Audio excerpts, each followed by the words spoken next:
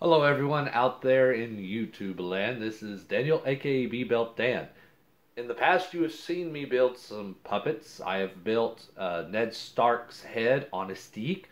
I have also built a puppet for a customer, somebody that requested it, and y'all saw me at least demonstrate the mechanism and show off that particular puppet on YouTube. As of recently, though, I've got a request from somebody out there that I guess has seen my work, and they contacted me on Instagram asking me if I can make them a ventriloquist style puppet, and of course, I decided to go ahead and take on that project. Now, I've asked the person that contacted me if he had any problem if I was to go ahead and make a video so I can document this process that I'm going to go through on making this full-fledged puppet with head, body, and everything. And he gave me the okay, so here we are. Now, with that being said, the puppet that I don't know if I can go into too much detail on what the puppet's supposed to be. Eventually, you will see it, and when it's completed. But he gave me the general idea of what he was wanting, the type of mechanism, the type of movements that he was wanting. He was wanting it full body. I went back and forth with the style and the look and everything, and they approved it step by step. And so far, that has brought us to this point right here. Now, you may have seen this guy in a couple of my previous episodes, and that is what it's been doing up here. I went ahead and used some clay. The type of clay that I've used is a plasticine type clay, plasticine, plastiline, but it's an oil-based clay, I believe.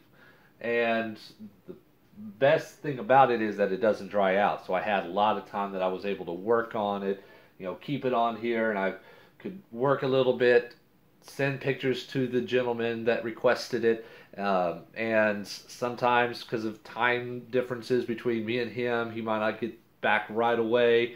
And I also had to, life got in the way, and so I'd have to step away and not work on it. But it really kind of worked out. So this is where we're at. This is his head, but I've sculpted it, and we finalized it. He seems like that he's good with it. So now we're ready to move on to the next part, where I'm going to take this clay sculpture here and I'm going to make a negative mold of it using plaster of Paris, and from that I'm going to cast the actual shell that the puppet is actually going to be made out of.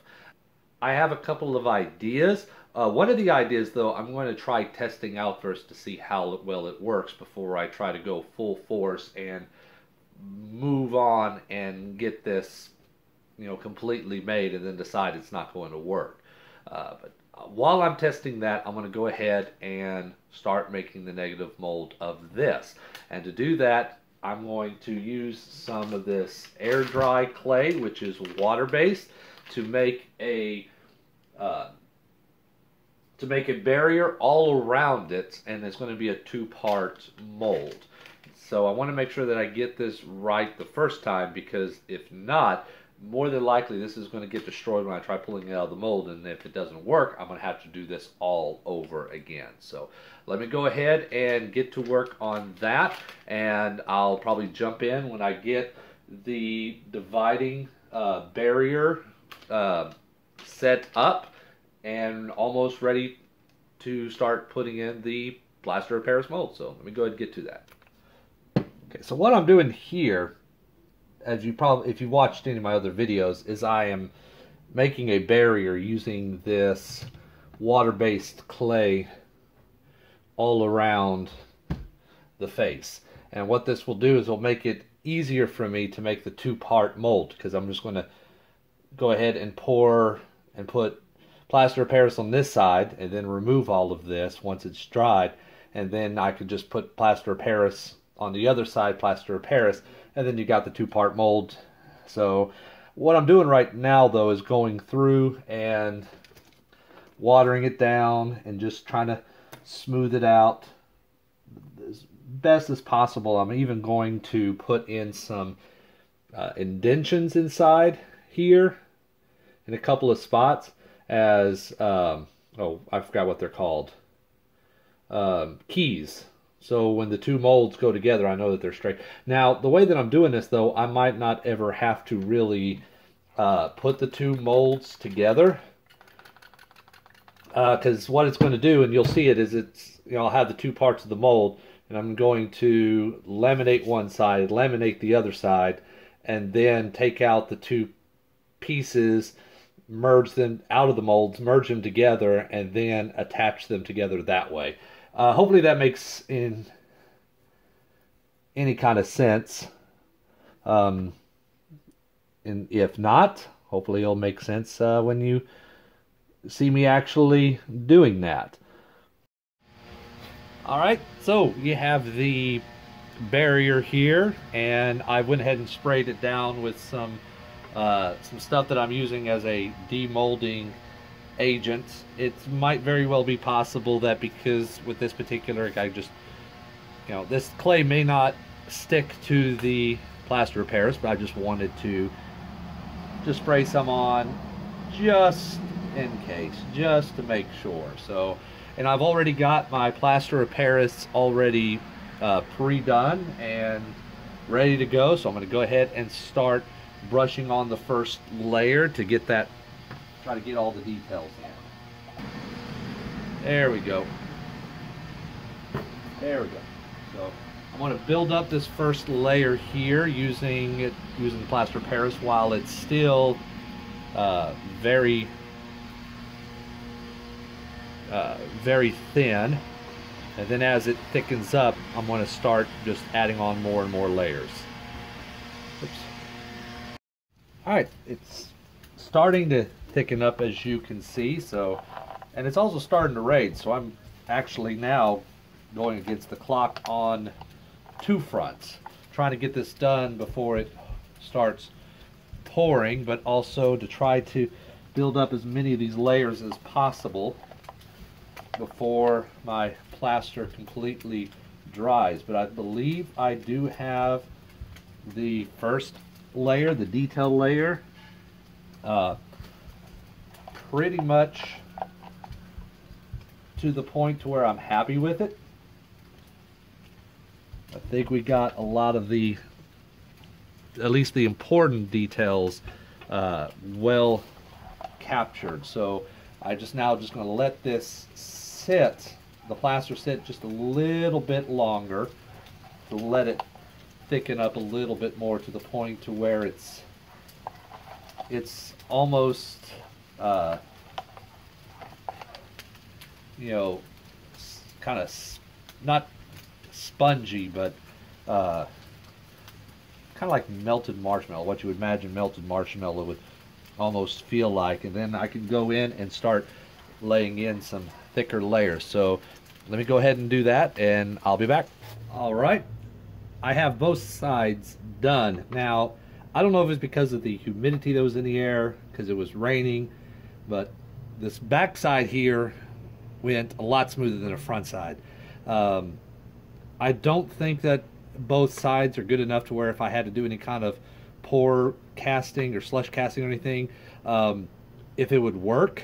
But I think that for what I am doing here, I think it will work. But I've already went ahead, got both sides. They're dry enough to where I can separate them. I've removed the bottom, so let's go ahead and see if I can pull it loose. All right, looks like it is came loose there. Oops. Pieces are breaking off on that front portion, and that's what I was afraid of. Kind of go around and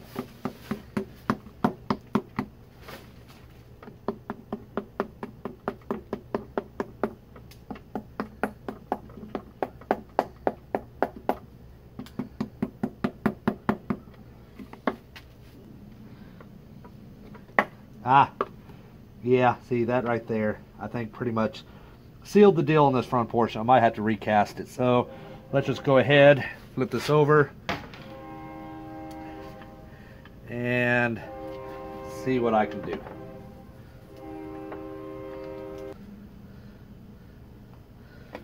Yeah, just have to do that. All right, let's just pull this off.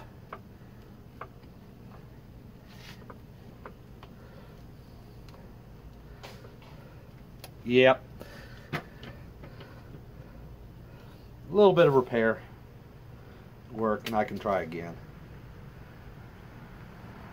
No problem.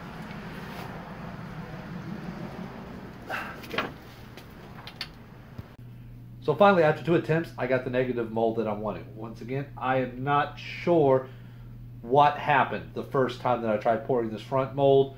It just skipped a step. It went from, you know, kind of a liquid consistency to a hard consistency like that. I just didn't have much time. But the back, the front, the front the second time, everything worked good. But the important thing is that I got the mold, and so now I'm ready to go ahead and use these to cast the shell that I'm going to be using to make the dummy. So how I'm going to cast that, I really don't know. I got a couple of ideas. One of the ideas I've already tested, and that is using paper mache. Now, this was just a quick little test that I did, and it's right around in the eyepiece, and it kind of works. I just think I need to make it a lot more thicker to get the sturdiest that I am needing. But I'm also going to try using fiberglass resin.